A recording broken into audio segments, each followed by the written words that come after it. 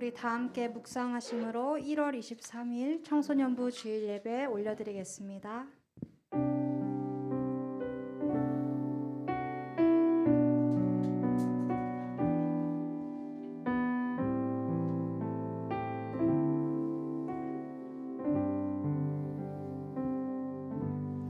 사도신경 하시겠습니다.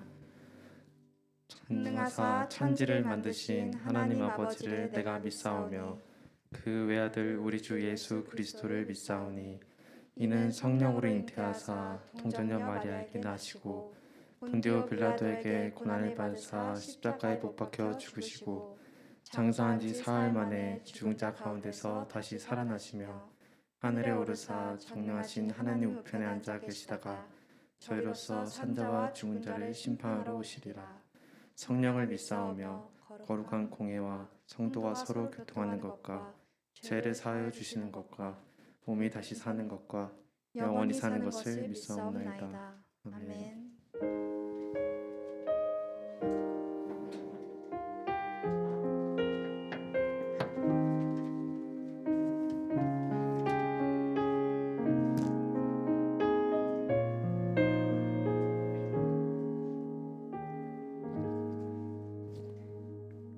사랑해 주님 감사합니다. 한 주간도 저희를 지켜주셔서 이 자리에 나와 예배할 수 있도록 해주심에 감사를 드립니다. 비록 부족하고 연약한 모습으로 나온 저희지만 이 예배를 통해 다시 한번 주님의 말씀으로 저희의 삶을 새롭게 세워주세요. 온 세계가 코로나 확산으로 지쳐가는 시기에도 지금 이 시간 곳곳에서 드리는 예배를 기뻐 받아주시고 주님의 손길을 기다리는 자들을 만져주세요. 예배를 섬기시는 많은 선생님들과 목사님을 기억하여 주시고 목사님의 입술을 통해 말씀이 선포될 때에 전하는 자와 듣는 자 모두 하나님의 말씀을 깨닫기 기대합니다. 준비한 예물이 있습니다. 쓰이는 곳곳마다 주님의 사랑이 흘러가게 함께 해주세요. 예수님 이름으로 기도드립니다.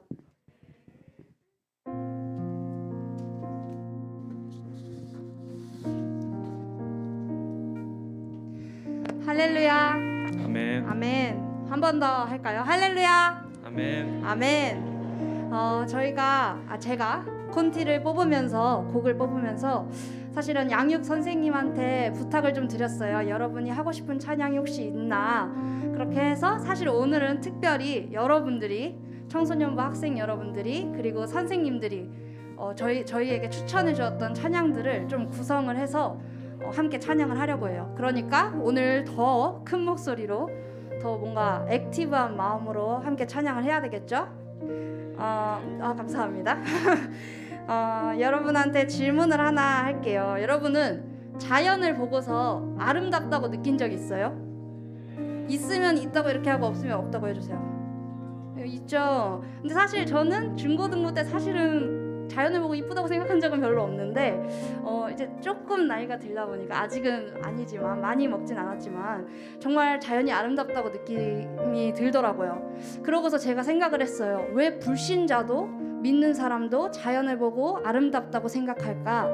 라고 생각을 해봤더니 그것은 하나님이 태초부터 아니 창세 전부터 그 만들어 놓으신 섭리대로 지으신 그대로의 모습을 보존하고 있기 때문이라고 생각을 했어요.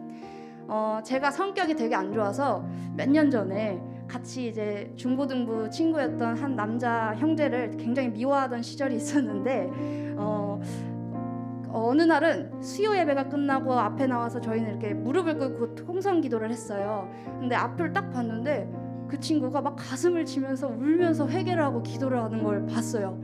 그리고 그때 제가 회개가 나왔어요. 하나님이 그의 형상과 모습대로 지으신 형제를 내가 함부로 판단하고 욕했구나. 그 생각이 들더라고요. 사람이든 자연이든 내 삶 속에서 그 하나님을 발견하면 하나님이 지으신 그 모습을 내가 발견하면은 그게 자연이든 사람이든 내가 하나님을 결국엔 높이게 되고 내 자신을 낮추게 되는 것 같아요. 우리가 이 시간 함께 찬양할 때 정말로 하나님의 높으심과 그 위대하심을 발견하는 시간이 되었으면 좋겠어요. 아멘. 우리 옆에 있는 형제 자매의 모습 속에서 하나님이 지어놓으신 이 세상을 그 속에서 하나님을 발견하고 그분을 높여드리는 시간 됐으면 좋겠습니다. 다 같이 자리에서 일어나서 첫 번째 곡 찬양하시겠습니다.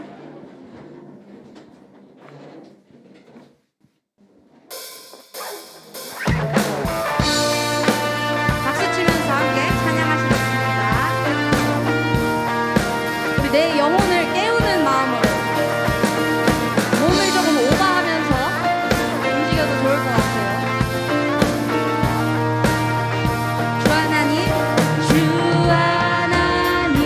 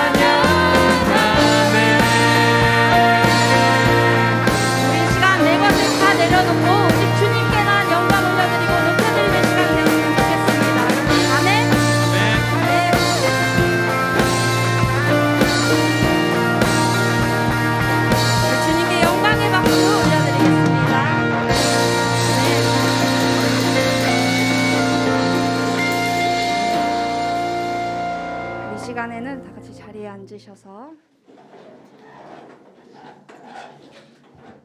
나 같은 죄인 살리신 함께 찬양하실게요.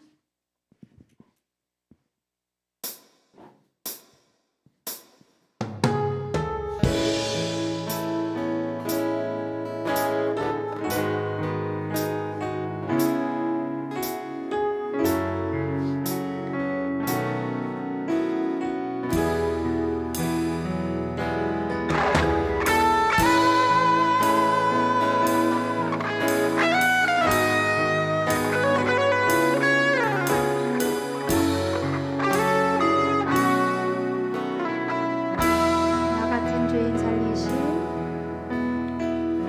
나 같은 죄인 살리신 주는 놀라워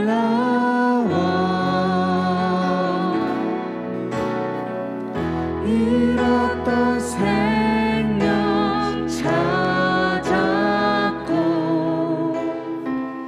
광명을 얻었네 큰 죄악에서 큰 죄악에서 건지신 주네 고마워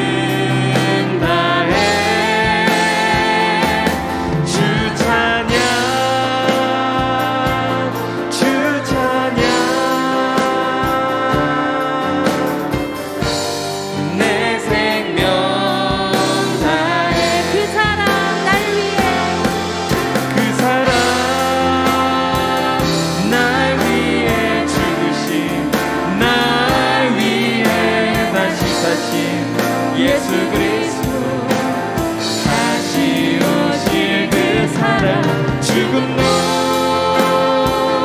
생명도 천사도 하늘의 어떤 권세도 끊을 수 없는 영원한 그 사랑 예수 그 사랑 날 위해 죽으신 날 위해 다시 사신 예수 그리스도 다시 오실 그 사랑 죽음도 생명도 천사도 하늘의 어떤 권세도 끊을 수 없는 영원한 그 사랑 예수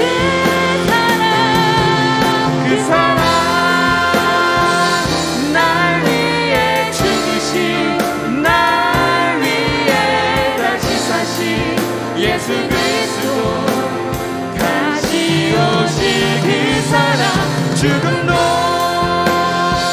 생명도 천사도 하늘의 어떤 권세도 끊을 수 없는 영원한 그 사랑 예수 그 사랑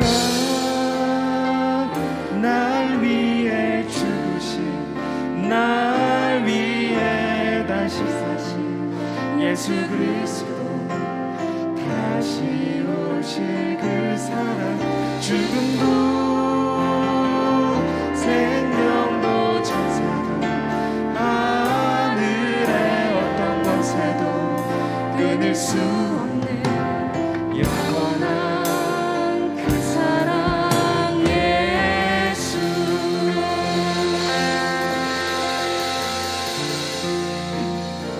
우리 이 시간 함께 기도했으면 좋겠습니다. 우리가 전심을 다해서 우리 생명을 다해서 우리 목숨을 다해서 주를 찬양하고 예배함은 주께서 우리를 그의 형상대로 지으시고 또한 우리가 아직 죄인 되었을 때에 우리가 아직 원수 되었을 때에 우리를 친히 자녀 삼으시고 친구라 칭하셨음을 우리가 너무 감사하고 너무 감격하는 마음에 주님께 이렇게 온 마음과 정성을 다해서 예배드립니다. 아버지, 이 시간 저희가 예배를 드릴 때 은혜 주시고 저희가 더욱 주님 자녀답게 살아갈 수 있도록 그 설교 가운데 은혜 받고 또 다시 다짐하고 돌아가는 저희 모두 다 될 수 있도록 아버지 앞에 전심으로 기도하시겠습니다.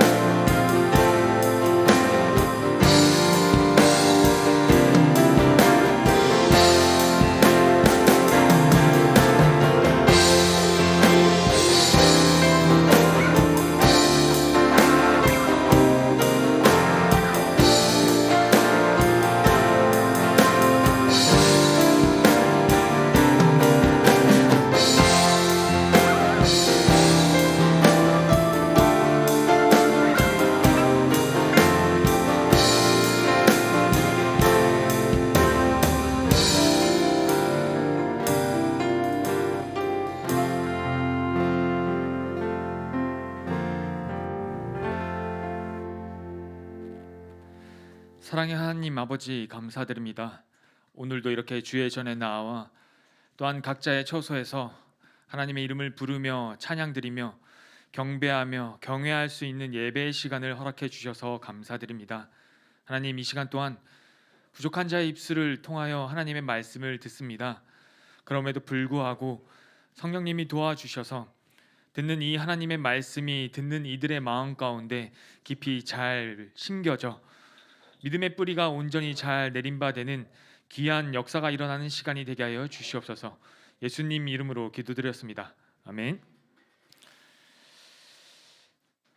오늘 우리에게 주신 하나님 말씀은 에베소서 1장 7절에서 10절입니다.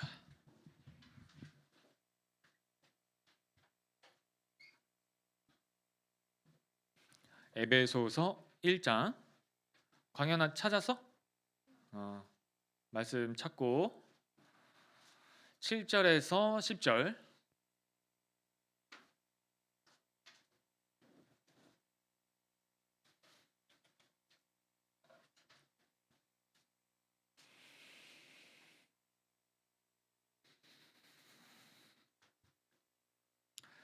다 찾으셨죠?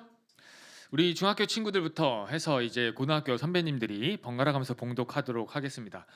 우리 10절은 다 함께 봉독하도록 할게요. 7절 시작.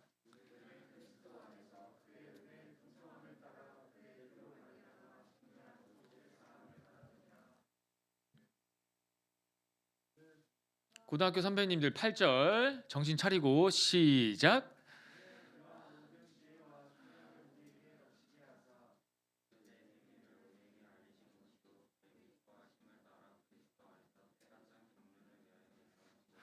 우리 다 함께 시작.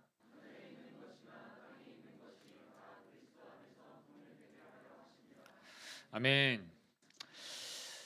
제가 이 에베소서를 서론에서 여러분들에게 뭘 말씀을 드렸었냐면 바울이 쓴 신약 성경, 바울이 쓴 이 서신들 중에 단 두 개를 꼽으라면 로마서와 에베소서를 꼽는다라고 말씀드렸어요. 그러면서 이제 로마서와 에베소서에 바울이 접근하는 방법에 대한 차이를 여러분들에게 말씀을 드렸었죠. 기억하시죠? 아멘. 에베소서는 어디서부터 어디로 흘러간다고 얘기를 했죠? 로마서는 어디서부터 어디로 흘러간다고 얘기했죠? 로마서 전체의 흐름이 땅에서부터 하늘로, 공간적인 개념으로 설명하자면, 사람으로 이야기하면 로마서는 사람의 깊숙한 그 사람 안에 있는 그 죄성으로부터 시작해서 하나님으로부터 올라가는, 땅에서부터 하늘로 올라가고 있고, 이 에베소서는 우리 하나님, 창조주 하나님, 그리고 성자 예수님, 그리고 성령, 이 성삼위 일체, 하늘에 있는 우리 성삼위 일체로부터 이 부분에 대해서 먼저 설명을 하고, 그 다음에 이 땅에 있는 우리에게 이 하나님의 복음이, 이 삼위일체 하나님의 설명하신, 그분들이 설명하시는 이 복음이 땅 위로부터 어떻게 흘러내려오고 있는지를 에베소서에는 설명하고 있다 그랬어요. 저번 주에는 우리가 성부 하나님에 대해서 여러분들과 얘기를 나눴던 거죠. 그 부분이 에베소서 3절, 6절에 있는 부분이에요. 1절에서 2절은 바울이 인사를 한 부분이고, 그리고 3절에서 6절은 성부 하나님이 우리 구원에 있어서, 우리 사람, 우리 인간 구원에 있어서 어떠한 역할을 하셨는가, 그리고 어떠한 분으로 우리에게 계시는가를 설명을 했죠. 시편 23편 1절 뭐라고요? 여호와는 나의 목자시니 내게 부족함이 없으리로다. 에베소서 1장 4절. 자, 이 부분은 제가 쉬운 성경으로 읽어드릴게요. 하나님께서는 이 세상이 창조되기 전 그리스도의 사랑 안에서 우리를 흠없는 거룩한 백성으로 선택하셨습니다. 언제부터? 창조부터, 창조가 되기 전부터 하나님의 백성들을 이미 선택했대요. 그리고 또한 그때로부터 예수 그리스도를 통하여 우리를 자녀 삼기로 작정하셨습니다. 내 인생에 가야 될 길을 우리 여호와 하나님께서 목자가 되신다는 그 믿음, 그 고백, 우리 창조주 하나님이 내 아버지라는 그 고백, 그 믿음, 이 사실이 이 땅 가운데 있는 우리 하나님의 자녀들에게 어떠한 모습으로 가장 먼저 나타난다고요? 골로새서 2장 6절에서 7절 다시 리뷰하는 거예요. 다 함께 읽어봅시다. 시작.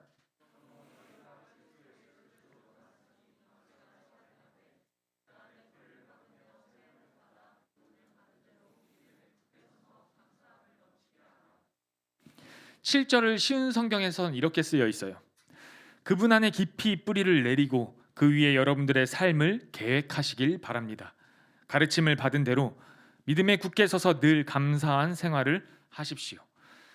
이 땅에 있는 하나님의 자녀들이 하나님이 나의 갈 길을 인도하는 목자 되심을 고백하는 그 믿음이 있다면, 창조주 하나님이 창세 전부터 나를 이미 선택하고 오늘날 이 대한민국의 이 시점, 이 청소년부라는 이 공간 안에 우리를 한 이름으로 묶으셨다면, 한 교회로 우리를 묶으셨다면 늘 감사한 삶을 살아갈 수 있도록 여러분들이 그 하나님이 창조주 되신 하나님이 내 아버지시라는 그 사실 밑에 여러분들이 깊이 여러분들의 믿음의 뿌리를 내린다면 여러분들은 여러분들의 삶 가운데 겪는 그 일이 어떠한 일을 겪을지라도 입술의 고백은 감사, 늘 감사한다, 하나님 감사합니다라는 고백으로 여러분들이 살 수 있는 자가 됐다는 거예요. 무슨 말인지 아시겠죠? 감사는 어떠한 외부의 조건과 환경이 조성됨으로 인해서 할 수 있는 그 감사는 세상 사람들도 다 하는 감사고, 그들이 만족하는, 그들이 요구하는, 그들 삶 가운데 충족되어지는 어떠한 세상적인 것들이 만족이 되면 나오는 그 입술의 고백을 진정한 감사라고 하는 것이 아니라, 어떠한 조건과 어떠한 환경과 어떠한 사람 가운데 있을지라도, 어떠한 사람들과 관계되어 있을지라도, 연결되어 있을지라도 내가 하나님을 창조주라고 고백한다면, 내가 창조주 하나님을 내 아버지라고 고백한다면 그는 그 시점과 그 공간 가운데서 감사합니다 하나님이라는 고백을 하게 된다는 거예요. 그러므로 감사는 어떠한 환경의 열매가 아니라 믿음의 열매라는 거죠. 하나님을 믿는 그 믿음의 열매는 곧 감사라. 하나님의 존재가 우리 삶에, 하나님의 그 존재 자체가, 하나님이 계시다는 그 믿음 자체가 우리 삶 가운데서는 감사의 고백으로 이어진다는 거예요. 그럼 오늘 우리가 본 이 말씀은 무엇인가? 7절에서 10절은 성자 예수님이 우리 구원 가운데 어떠한 역할을 하셨는가를 바울은 설명해 주고 있어요. 한번 볼게요. 7절 한번 봅시다.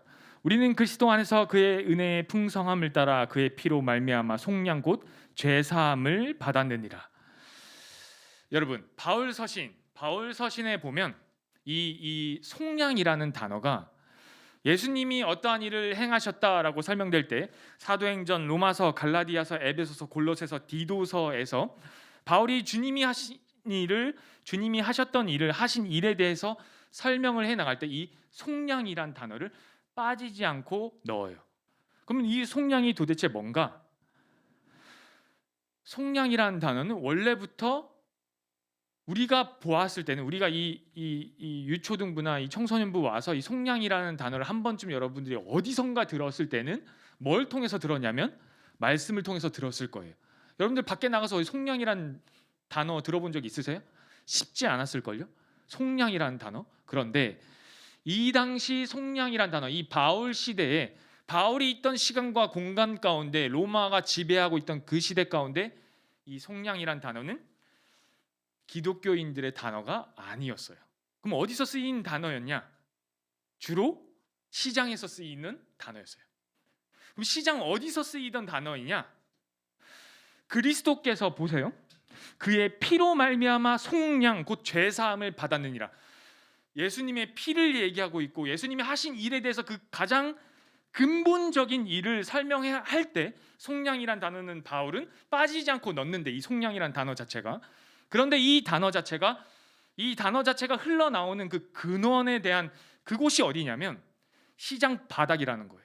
그런데 그 시장 바닥이 그냥 로마가 지배하고 있던 여러 나라들 가운데 있던 모든 시장 가운데 쓰이던 건데, 특별히 노예 시장에서 쓰이던 단어였어요. 이해가 되세요? 이해가 안 되죠. 요즘 뭐 인권이니 뭐니 우리의 존중, 인격 막 이렇게 하는데 우리의 어떠한 기호, 취향까지도 뭐 이렇게 배려를 하는 오늘날 우리 대한민국의 사회 가운데 노예 시장, 로마 시대가 거의 뭐 전 세계를 지배하고 있었다고 해도 과언이 아니었죠. 그렇다면 그 로마가 지배하고 있던 모든 나라들 가운데 꼭 빠지지 않는 시장이 노예 시장이었어요. 왜냐하면 로마가 어떤 나라를 침략해서 지배해요. 그러면 기본적으로 그 나라의 귀족들이 로마 편을 들지 않으면 싹 다 노예로 잡혀 들어가요. 그러면 그 노예 시장은 어떤가? 각 지역마다, 그러니까 지금 이 에베소 지역에도 노예 시장이 있던 거죠. 그 노예 시장마다 어떤 일들이 벌어지고 있냐면 전쟁에 진 자들, 그리고 이 지역 가운데 내가 빚을 못 갚아서 노예로 팔려가는 자들, 심지어는 우리 가정에 이 진 빚을 갚기 위해 내 자식을 팔아버리는 부모님들까지도 있었어요.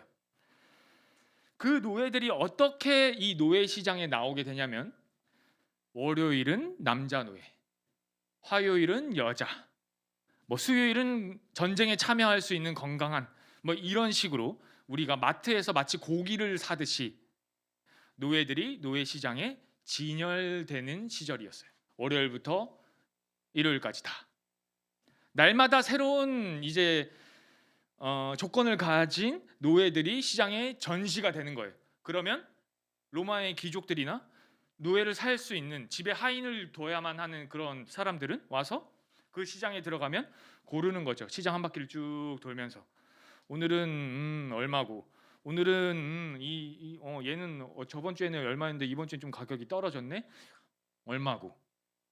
무슨 말인지 아시겠어요? 그것이 그 당시 그들의 문화였어요. 여러분, 그런데 이 노예들은 제가 아까 설명했듯이 어떠한 취급을 받았냐면 로마의 전 지역에서 이 노예들은 인권이라고는 그들의 뭐 인격이랑 그들이 뭐 남자고 여자고 존중 어린아이고 이런 거 전혀 상관없이 그들을 그냥 물건 취급을 하고 있었는데, 그들은 가축법의 지배를 받고 있었어요. 그러니까 집에서 기르는 내 강아지, 집에서 기르는 내 돼지, 곧 잡아먹을 내 돼지, 잡아먹기 위해서 먹이 주는 이 돼지와 똑같은 법을 적용을 받았어요. 그러니까 다른 어떠한 사람이 뭐 예를 들어서 사냥을 나가서 잡는 돼지는 그냥 외부에 있는 돼지는 잡아도 돼. 그런데 어떠한 사람이 집 안에 있는 돼지를 잡으면 그건 법에 걸리잖아요. 우리 집 안에 있는 노예를 상해를 입히면 법에 대한 어떠한 절차를 처리해야 하는, 배상을 해야 되는 그 처리 가운데 있는 가축법에 대한 적용을 받았다고요. 그러니까 이 노예는 사람이 아닌 거야. 물건인 거고 가축인 거예요. 놀랍죠? 말도 안 되는 일이죠. 근데 그 당시엔 그게 너무나도 그냥 시장 길바닥에서 벌어지는 일이었어요. 여러분, 제가 이 부분을 설명하기 위해 여러분들에게 알레고리라는 수사법을 사용해서 이야기로 한번 끌어가 볼게요. 잘 집중해서 들으셔야 돼요. 이 에베소서 지역에 있는 이 노예 시장에서 벌어지고 있는 일이에요. 여러분, 이 노예 시장 안에는 굉장히 악덕이고 그러나 굉장히 실력 있는 한 노예 상인이 그 시장에 굉장한 대부분의 주도권을 잡고 있는 상인이 한 명이 있었어요. 이 상인이 잡고 있는 노예들은 그 시장에 거의 반 이상 풀리고 있는 노예들을 다스리고 있는 노예, 이 상인인데, 이 상인이 다스리고 있는, 데리고 있는, 가지고 있는 이 노예들 가운데 굉장히 유명한 노예가 한 명이 있는데, 어떤 노예냐면 인간 취급 못 받고 가축 취급을 받는 이 노예들은 가끔 도망을 갔어요.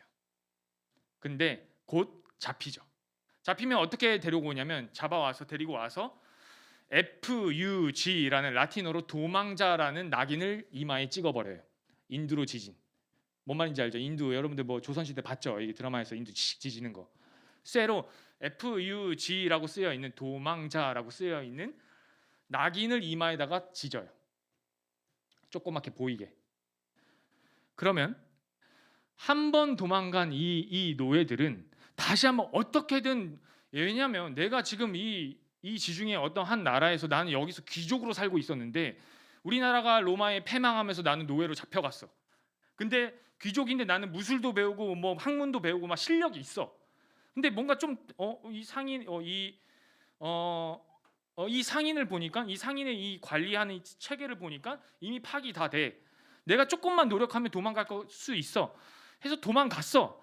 근데 여기는 로마 군인들이 다 지배하고 있는 나라죠. 곧 잡혀 들어와 이마에 낙인을 찍어버리는 거예요. 근데 이 한 죄수는 왜 유명하냐면 도망을 수십 번을 나갔다 왔어요. 이 노예의 온몸에는 FUG라는 낙인이 곳곳에 찍혀 있어요. 그리고 여전히 어느 날 노예 시장이 열렸을 때 이 노예가 어느 날은 5개였는데 어떤 날은 보니까 7개가 됐고 어떤 날은 보니까 10개가 찍혀져 있어. 누가 어떠한 행인이 이 노예를 살까요? 안 살까요? 자꾸 도망가. 그러면 우리 집에 샀어. 얘를 샀어. 우리 집에 데려놓으면 얘가 도망갈까 안 갈까라는 의심을 하겠어요? 안 하겠어요? 보통 그 당시 남자 노예가 오늘날로 환산하면 10만 원 정도예요. 건강한 남자가 10만 원이면 샀어. 근데 FUG라는 낙인이 찍힌 이 노예는 얼마에 팔렸냐면 10분의 1 가격 10,000원에 팔리고 있었어요. 10,000원이면 샀어. 근데 낙인이 수십 개 찍힌 이 남자 노예는 누가 살까요? 전혀 살 수 있는 상황이 아닌 거예요. 자, 여기까지 잘 따라오셨어요? 그런데 어느 날 이 에베소서 노예 시장 바닥에 한 행인이 들어왔어요. 처음 보는 사람이야. 근데 그가 입고 있는 어떤 옷이나 그의 낯빛이나 그의 행색을 보니 그렇게 부자는 같진 않아. 그런데 뭔가 낯설지는 않은 그 뭔가 비범한 뭔가는 느껴져. 왜냐면 처음 본 사람이니까. 그 사람이 노예 시장을 돌고 있는 거예요. 그러다가 낙인이 수십 개가 찍힌 그 한 유명한 노예 앞에 그가 딱 서는 거예요.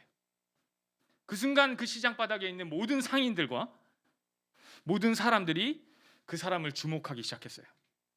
도대체 왜 저기 앞에 섰나? 제가 처음 와가지고 뭘 모르나 보다.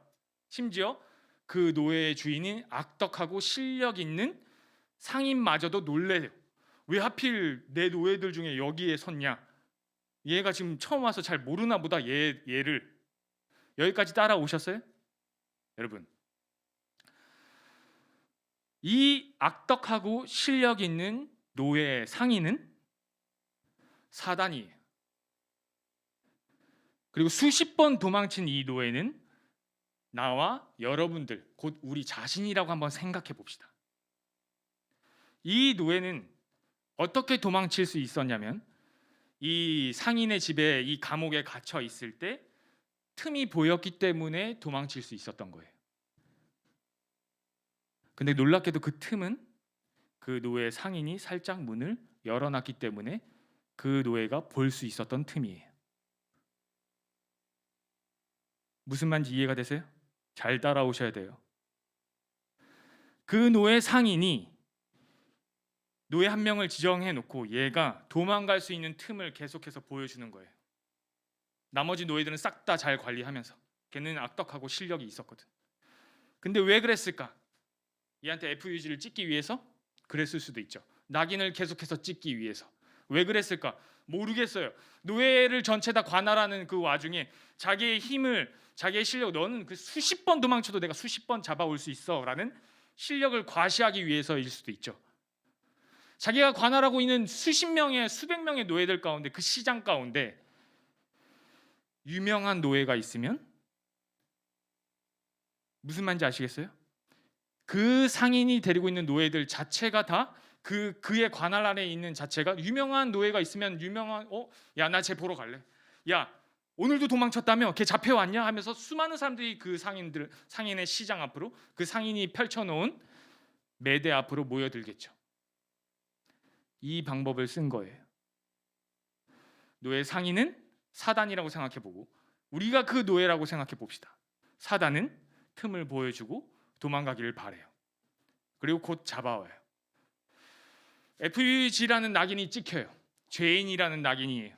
여러분, 사단은 우리에게 어떻게 유혹하냐면 바로 이러한 방법으로 우리를 넘어뜨리고 유혹하고 틈을 보여준다는 거예요. 어떤 틈?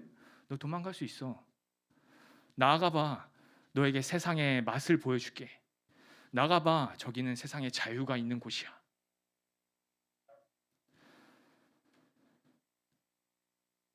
어느 날 찾아온 그 행인이 그 노예 앞에 쓴 거예요. 그리고 내가 사겠다. 내가 얘를 사겠다라고 손을 가리키는 거예요. 수많은 수십 명의 그 안에 시장에 있는 사람들이 놀라고 심지어 그 노예 동료들마저 놀래고 심지어 제일 놀란 사람은 노예 상인 그 주인이에요. 그리고 그 사람 앞에 나와요. 아우, 얘는 수십 번 도망친 애예요. 선생님 잘못 보신 거예요. 얘는 사가봤자 도망갈 애예요. 얘 말고 내가 데리고 있는 애들 물건들 많으니까 다른 물건들 한번 보세요. 라고 소개해도 그 행위는 얘를 가르쳐요. 그리고 내가 얘를 사겠다고 이야기해요. 이 악덕하고 실력 있는 사단은 그때 눈치를 채요. 이 사람 심상치 않구나. 진짜 행색은 볼품없지만 돈이 많은가 보다. 원래 10,000원짜리였는데 100만 원으로 불러요. 얘가 좀 비싸요. 근데 얘가 우리 시장 바닥에서 제일 유명한 도망자거든요. 내가 사겠다. 근데 얘가 좀 또 비싸요. 가격을 점점 높게 부르는 거예요. 근데 계속 사겠대. 더 사람들이 몰려들었어. 더 지금 이 노예 주인과 이 행인을 집중해서 보고 있는 거예요. 도대체 얼마까지 불러야 되나? 행인이 이야기하는 거예요. 내가 얘를 사겠다. 내 모든 걸 걸고서라도 사겠다. 사단이 뒤로 자빠졌어요. 놀란 거죠. 도대체 얘가 뭐길래 이 사람은 모든 걸 걸고서라도 살려고 하나? 이 행위는 예수님이죠. 이미 눈치채셨겠지만 예수님이 지금 이 자를 보고 이야기하는 거예요. 내 모든 것을 걸고 얘를 살겠다. 너의 소나기 안에서 놀아나고 있는 얘를 내 모든 걸 걸고서라도 지금 사서 가겠다. 이게 바로 속량이라는 단어예요.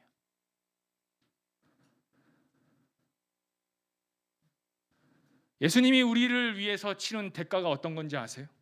모든 것. 예수님의 생명을 걸고 샀다는 거예요. 7절. 그의 피로 말미암아 속량 곧 죄 사함을 받았느니라. 여러분, 예수님이 우리를 사셨다는 이 속량이란 단어가 어떠한 건지 아시겠어요? 우리는 모르죠. 내가 지금 도망칠 수 있고 내가 자유를 누릴 수 있다고 보였던 그 틈이 사단이 벌어놓은 틈이었다는 걸. 우리가 수십 번 도망쳤지만 수십 번 찍히고 다시 잡혀 들어와서 찍히는 그 낙인이 내가 어찌할 수 없는 환경 가운데 있는 육을 입고 있는 이상 수십 번, 수백 번 찍힐 수밖에 없는 죄인의 낙인이라는 걸 우리는 모르고 살아가요. 왜냐하면 실질적으로 우리의 피부에 찍히지 않으니까. 근데 죄의 무서움이 바로 제가 아까 비유를 들었듯이 이렇게 벌어지고 있는 상황이 실질적으로 저와 여러분들이 이 땅 가운데 있는 이 삶의 삶이에요.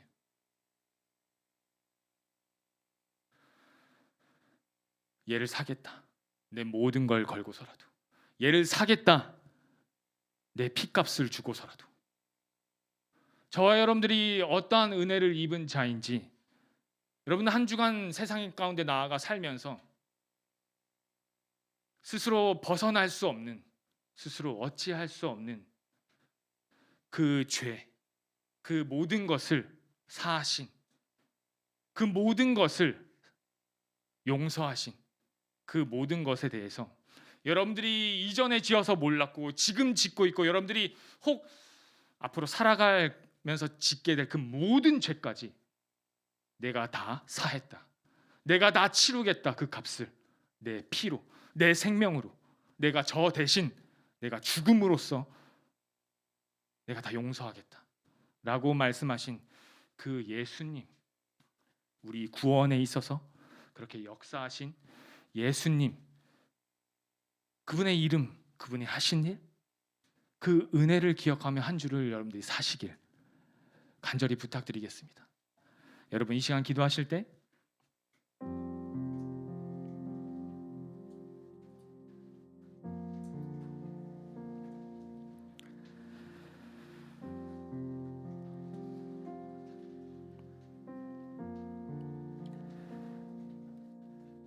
하나님,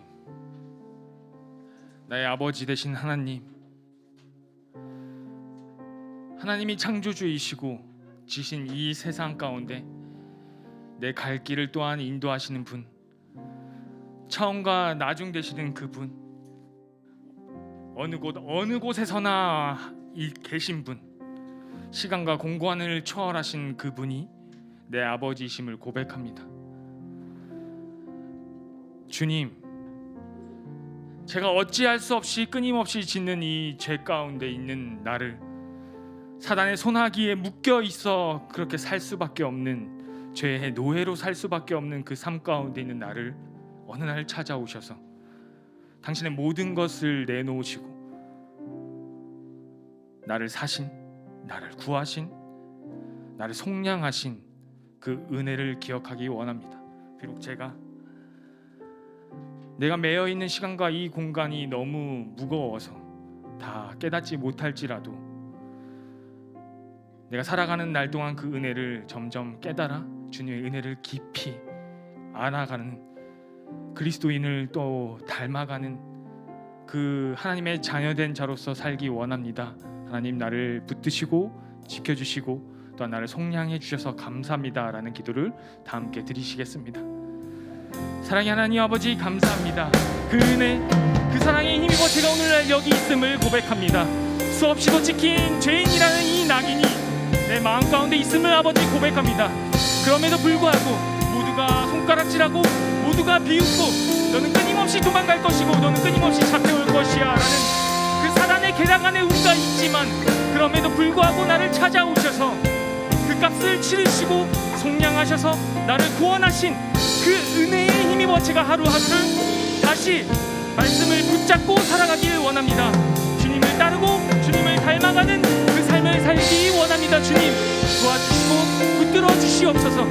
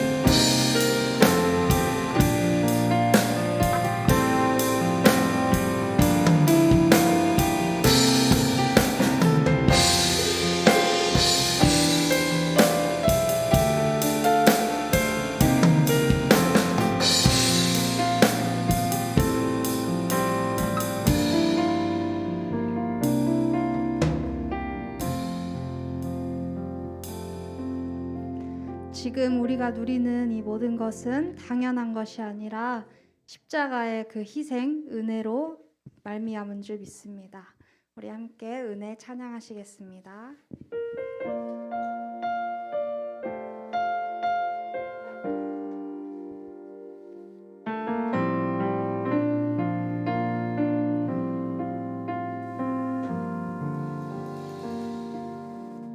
내가 누려왔던 모든 것들이, 내가 지나왔던 모든 시간이, 내가 걸어왔던 모든 순간이 당연한 것 아니라 은혜였소. 아침 해가 뜨고 저녁에 노을,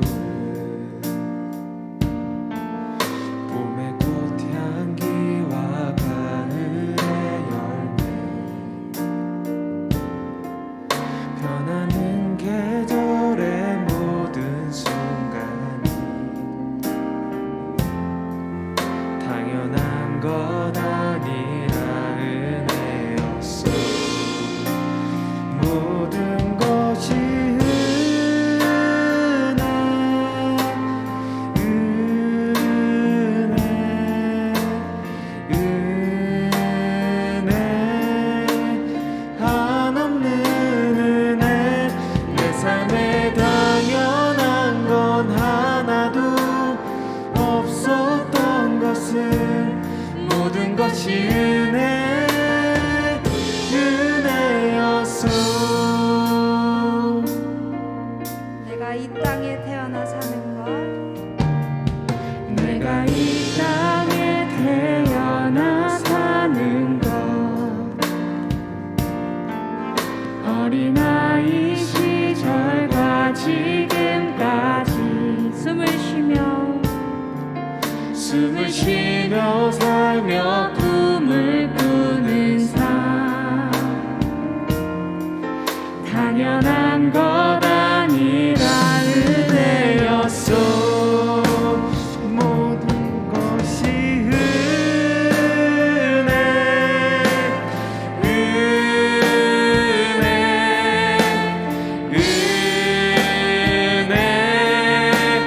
한없는 은혜. 내 삶에 당연한 건 하나도 없었던 것을 모든 것이 은혜였소. 모든 것이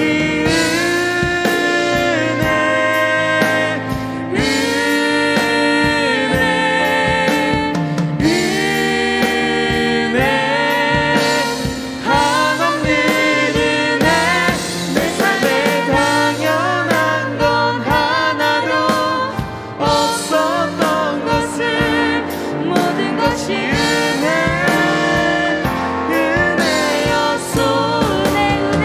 은혜였소. 모든 것이 은혜였소. 마지막으로 모든 것이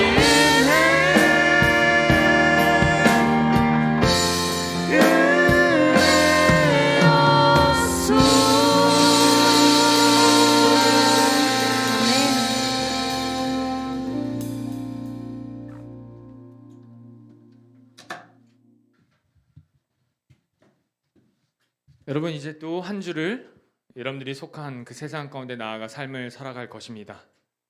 그 삶이 쉽지 않고 어려운 상황 가운데 벌어지고 있는 것임을 알고 있고, 여러분들이 말씀을 통해 복음을 들으면서 깨달아가는 그것과 여러분들의 세상에 나아가 여러분들의 삶이 부딪힐 것을 알고 있습니다. 쉽지 않은 것이 신앙의 싸움이고, 하나님에 대해서 알아가고 주님이 하신 일에 대해서 고백함으로 나아가는 것이 우리 그리스도인의 정체성임을 잊지 마셔서, 나는 세상에 내 몸이 있지만 세상에 속한 자가 아니라 말씀을 따라 삶을 살아가는 그리스도인임을 하나님이 내 아버지 되신다는, 창조주 되신 하나님이 내 아버지 되신다는 그 믿음과 주님이 내 죄 때문에 나를 사기 위해, 나를 그 사단의 손아귀에서 구하시기 위해 모든 것을 바치셔서 속량하셨다는 그 은혜를 붙들고 한 주를 살아가실 간절히 부탁드리겠습니다. 기도하시겠습니다.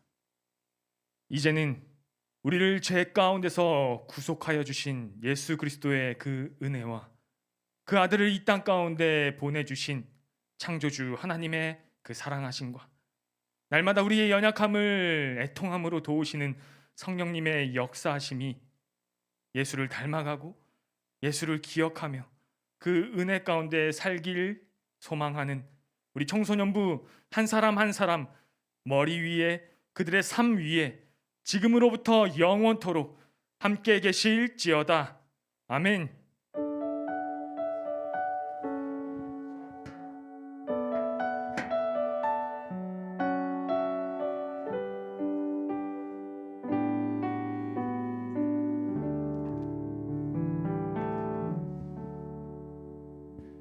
네, 예배를 받으신 하나님 앞에 뜨거운 박수 한번 올려드리도록 하겠습니다. 네, 오늘 총무선생님 집 개인적인 이사로 인해서 오늘 총무선생님이 나오지 못했고요. 제가 대신 강구하도록 하겠습니다. 네, 강구. 예. 청소년부 예배는 주일 오전 11시에 대면 예배로 드리고 있고요. 온라인으로도 송출되고 있기 때문에 혹시라도 개인 사정이 있어서 집에서 예배 드린다면 온라인으로 꼭 참석하시고 예배 드렸다라는 사진 인증샷을 우리 선생님들한테 꼭 보내주시면 좋겠습니다. 네, 다음 광고. 1월 기도자 안내입니다. 기도자는 교회에 오기 전에 미리 기도할 내용을 준비해서 이렇게 적어서 오시면 좋을 것 같고요. 혹시 적지 못하면 휴대폰이라도 이렇게 써서 오시면 좋을 것 같아요. 30일 날 우리 학영이 있습니다. 네. 2022년 1월부터는 신약 서신서 함께 읽기 뭐 캠페인 진행하고 있는데 이제 스타트를 다 하신 우리 청년 선생님들도 있고 또 우리 아이들도 있는데 본인이 로마서 읽기 시작했다면 담당 선생님 때문에 꼭 말씀해 주셔서 저기 스티커 붙일 수 있도록 그렇게 해주셨으면 좋겠습니다. 네, 꼭 동참 부탁드릴게요. 다음 기도 없나요? 네,